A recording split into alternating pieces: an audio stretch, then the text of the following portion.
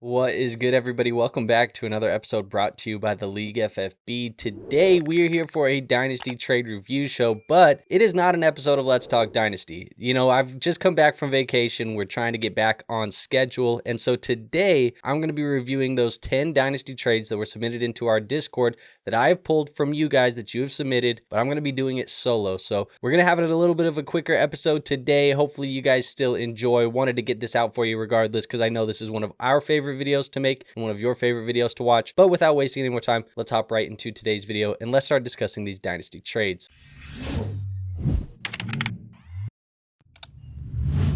All right, so as you can see, the first trade that I have pulled up on the screen is a 10-team Superflex, full PPR, and a tight end premium league. This is a contending roster. Now, Team 1 is going to be receiving James Conner. They're trading away Jacory, Croskey-Merritt, or Bill Croskey-Merritt. Seems like he wants to go by Bill these days, but looking at this, JCM's definitely been one of the most trending players in the Dynasty community. If you've been on X, if you've been on any of these social medias, he has been the talk of the town. When I'm looking at trading him away, a contending roster, I typically want to try and just keep a guy like JCM on my team because I'm already playing with house money. I got him late in my draft. I got him off the waiver wire and I'm contending. So let's just roll the dice and see what happens. But when you get an offer like this one, where you get James Conner, who I think James Conner is going to be a high-end running back too this year for fantasy football teams, I'm all okay with you trading away JCM to make sure you go get something like this. So this is a very, very good deal for the guy receiving James Conner who is contending this year. If you moved Conner into JCM and you're a rebuilding team, I'm not afraid of that at all. Typically, you don't want to go and,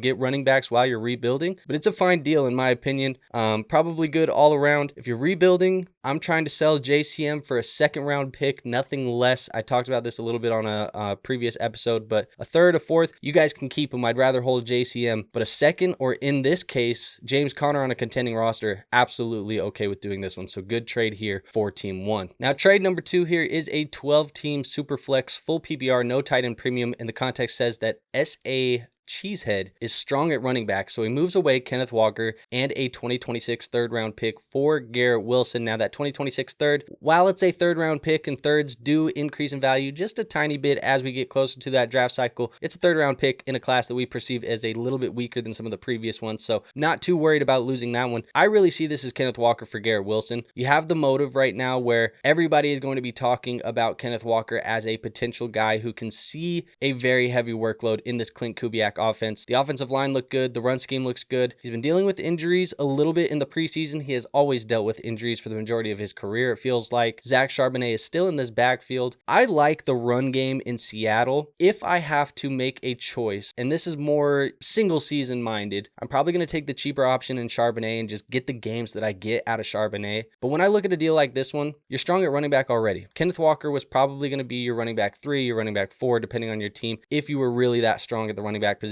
So give me Garrett Wilson here. I think you're getting a wide receiver who's going to be a high-end wide receiver too. Obviously, people are concerned about Justin Fields maybe throwing the football. I think we've had concerns with Garrett Wilson's quarterbacks throwing the football for a long time now, and he has still produced as this, low-end wide receiver 1, high-end wide receiver 2. Year in and year out, he gives you just a ton of targets. He's very involved in the offense. Still think he's going to be a fine, safe wide receiver play. Maybe he doesn't have a top 5 ceiling in this offense. I think we know that at this point in time, but I still like Garrett Wilson here, especially if you're just kind of trying to get the roster construction correct here for your team. All right, so trade number 3 is a 12-team Superflex, full PPR, and start 10. They said that the 2026 first-round pick in this deal is projected late. So what that is Rome Odunze and a late 2026 first for Drake London. This is a really fun deal, I think, because I have been very high on Rome throughout the offseason. I think he's one of the most obvious breakout candidates, and I think he's really going to take a step forward in year 2 with Ben Johnson calling the plays and with Caleb Williams hopefully taking that step forward as well. But that being said, a late 2026 first isn't really, getting me hot and bothered by the most part in trade rooms these days. In fact, in my own leagues, what I've been trying to do is move these projected late 2026 first round picks and move them to 2027. I will take any 2027 first for my 2026 first. And if people are kind of already catching on to what I'm trying to do there is load up on a heavy draft class, then I'll give them a third round pick or a fourth round pick as well. Just cherry on top for you to feel like you're really winning the deal, quote unquote, to go in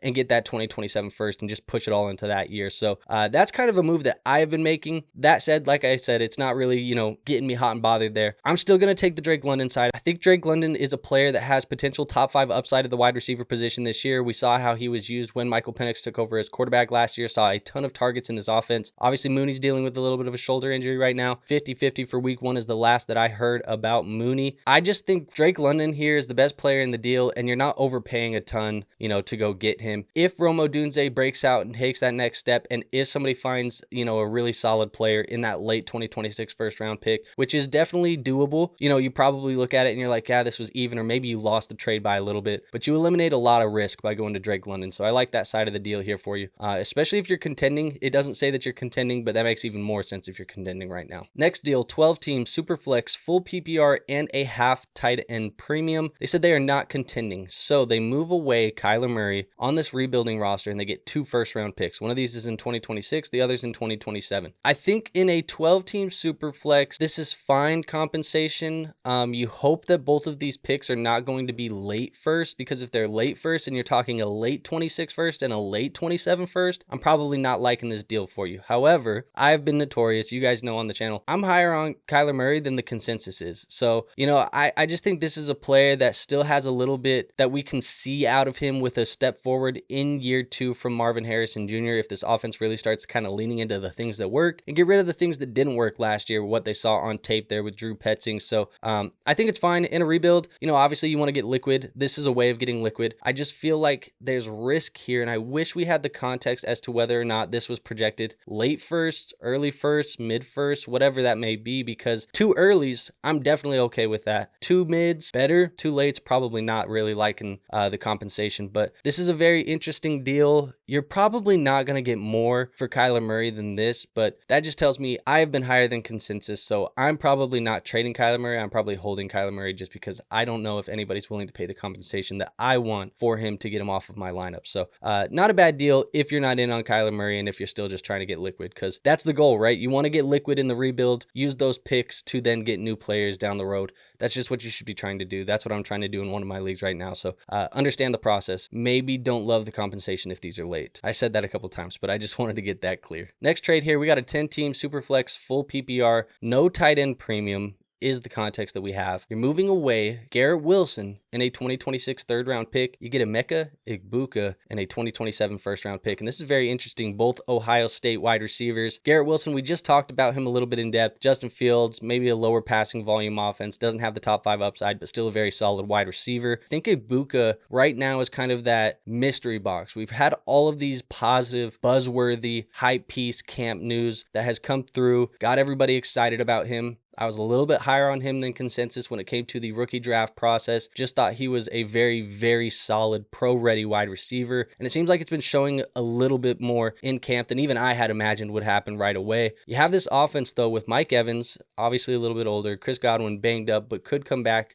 week 6, I think is what they're rumoring at this point in time. And then you have guys like Jalen McMillan, who is banged up and injured and could miss half of the season here. The runway, the pathway to production for Egbuka is here right away. I'm going to take the Egbuka in the first round pick side here. I think the draft capital is what swings me, because I would not be surprised if by the end of this year, trying to project market value, trying to project the dynasty market and how it's going to react to these players, given the seasons that I'm projecting them to have. I think Egbuka and Garrett Wilson could be very close in most people's dynasty rankings. The KTCs of the world is probably going to have these guys very close in value, if not already. And I'm just going to take the profit there from that 26th third to the 2027 first round pick. If the team trading for Garrett Wilson is not a good team in 2 years from now, because a lot can happen in 2 years in a dynasty league, you're running away with a home run type of deal here where you're getting a mid to early first round pick and Egbuka. It's just the side that I'm taking. I feel like you have similar risks in these types of deals, considering, the difference between the first and the third. But give me Egbuka here. Maybe it's a little bit of hope, and maybe it's a little bit of projection with that one. But I like Egbuka in the first. Whether it's playing drafts or sweating pick'ems, there's no off season on Underdog, which means there's still plenty of ways to cash in big this summer. No matter the sport you're watching,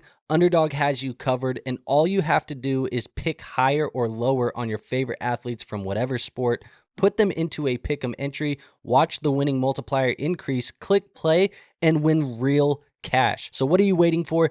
Download Underdog and start playing today. Plus, when you use promo code LEAGUEFFB, Underdog will give you a new customer special, which is a free square for your first pick'em entry, and they will give you up to $1,000 in bonus cash, giving you the perfect head start to winning big on Underdog. So if you want to support our show and get in on some daily fantasy sports action, click the link in our description to sign up for Underdog using code LEAGUEFFB. So thank you to our sponsors over at Underdog, and with that out of the way, let's get back into the action. Next deal on tap here is a 12-team Superflex half PPR and start 11. We have both of those 2026 seconds being mid, is what he said, and the 27 second being early. So what we have here is two 2026 mid second round picks for Aaron Jones and an early 27 second. This one's pretty easy for me as well too. If I'm looking at a mid 26 second and an early 27 second, give me the 27 second. If I'm looking for a mid 26 second and Aaron Jones, give me Aaron Jones, especially if I'm contending. It's half PPR, so you're not getting all of those full points per reception with a guy like Aaron Jones who's going to catch the football out of the backfield. But 12-team league, you need players to plug into the lineup, especially a start 11. This one's very easy. It's very cut and dry for me. Yes, you may find a couple guys in that second round in 2026. There's always guys that emerge during the college football season that we end up liking, and those classes get a little bit deeper. Right now we're probably looking at it and we're like, yeah, there's 8, 9, 10 guys that you like. By this time, next year, we're at 15 to 20 guys that most people are really talking about on a consistent basis. So not that there's a lack of players, but at the end of the day, I like that 27 class more. You get the earlier pick in 27, and Aaron Jones is definitely a fine piece to plug in if you're a roster that's trying to score some points. Now this trade right here, a 10-team Superflex full PPR and half point tight end premium. You do have Shockant and Hello Panda in this deal. Shockant is sending away a 2026 first round pick and two 2026 second round picks, and he gets TreVeyon Henderson. Now this is very interesting. It's a 10-team league, so studs matter a little bit more than in those 12-team leagues. Start 10, so it's not like super deep starting lineups. It's deeper. No defense, no kicker in this league, so it is, 2 flex and all of that good stuff. You're going to have 10 starters in this lineup. I like TreVeyon Henderson in this side of the deal. I think at this point in time, just the hype that he has already received, you probably went from spending a mid to late, 2025 first round pick on a guy like Henderson to now you can probably get 2 future first round picks for a guy like Henderson, and I think the value is only going to increase if he goes out and shows out. Looks like he's going to be a big part of this offense. I have no trust in Ramondre Stevenson. I think Henderson is a player that is very, very, very talented. I loved everything that he had on tape, was in consideration for my RB2 of the class until after the NFL draft when we saw Amari Hampton go in the first round. That's when I made the switch, but Henderson was right there, man, with a lot of these guys at the top of the board for me. So love this deal for Shockant. Think it's a strong move. You move those 2026 picks, but a couple seconds and a first, especially if this first ends up being late, you're going to feel pretty good about getting a guy like Henderson for that type of compensation. And if you're rebuilding and you're just already trying to re-roll, Henderson into a first in 2 seconds, that's not a bad profit either. I would have liked to see 2 firsts. I think that's probably closer to where his value is at these days. Maybe I'm wrong. You guys let me know in the comments down below if you think Henderson could garner 2 firsts in a trade negotiation. But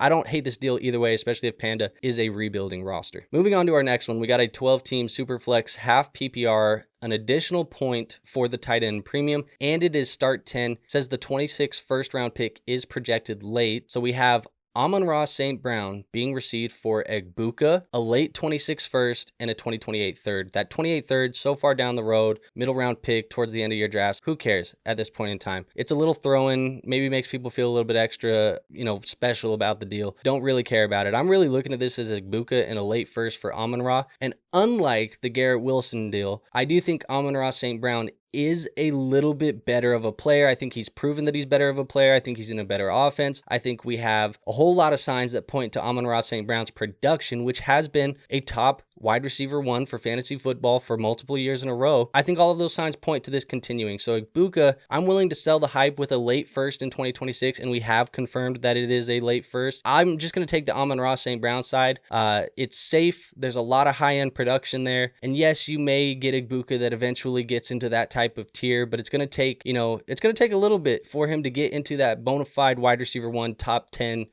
dynasty wide receiver asset, probably even closer to top 5 since we're talking St. Brown. It's going to take a lot. So give me Amon-Ra St. Brown. This is a great use of a good player selling the hype with a draft pick. I love this move, and this makes a ton of sense if you're trying to score points. And even if you're not, a super strong contender, this is probably going to make you close to one by making moves like this. So great job on this deal. This is probably one of my favorite deals of the video so far. We got a tight end trade here, 10 team super flex, full PPR, and no tight end premium. They said it's best ball scoring. So we got Sam LaPorta and a 26th third being traded away for Tyler Warren and a 27 first. Now this is going to be a very unpopular opinion, I think, for most people, but I think Sam LaPorta and Tyler Warren at this point in time are probably closer already than people want them to be. I think Warren, in the perceived market, like I said, those KTCs of the world, probably ranked very closely to LaPorta. We're obviously giving the edge to LaPorta because we've seen the production, and obviously he's in a much better offense, but it's best ball scoring. LaPorta's nice because I can plug him in my lineup and not worry about the,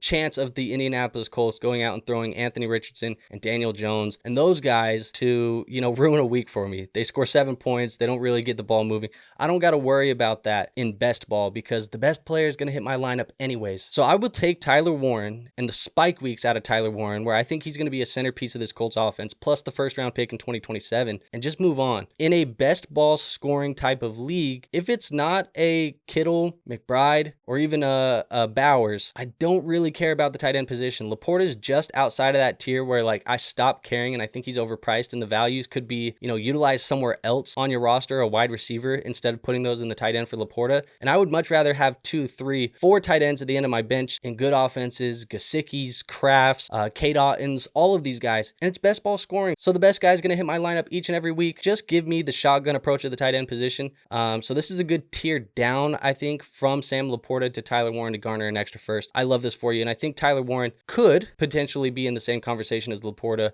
if he's not already by this time next year. And now the last trade here in this video, let's talk about this 12-team Superflex full PPR, an extra point for the tight end premium, and a start 12. Again, a late projected 2026 first. So it's that late first and Xavier Restrepo, who isn't even on an NFL roster at the time of this recording, for Jacory, Croskey-Merritt, and Kyle Pitts. Look, it's a late first. You guys know I'm not a Kyle Pitts guy. JCM, I like him, but in a start 12, an extra full point for the tight end premium, so it's 2 points per reception for tight ends, 12-team league. The value's probably right.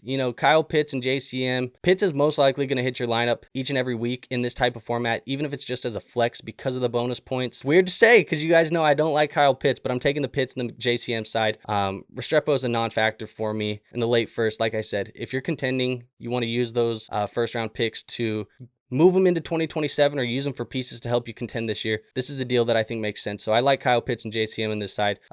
Pitts will hit your lineup, and I think JCM has the ability to potentially be a contributor for a fantasy football team. So I will definitely take that side of the deal.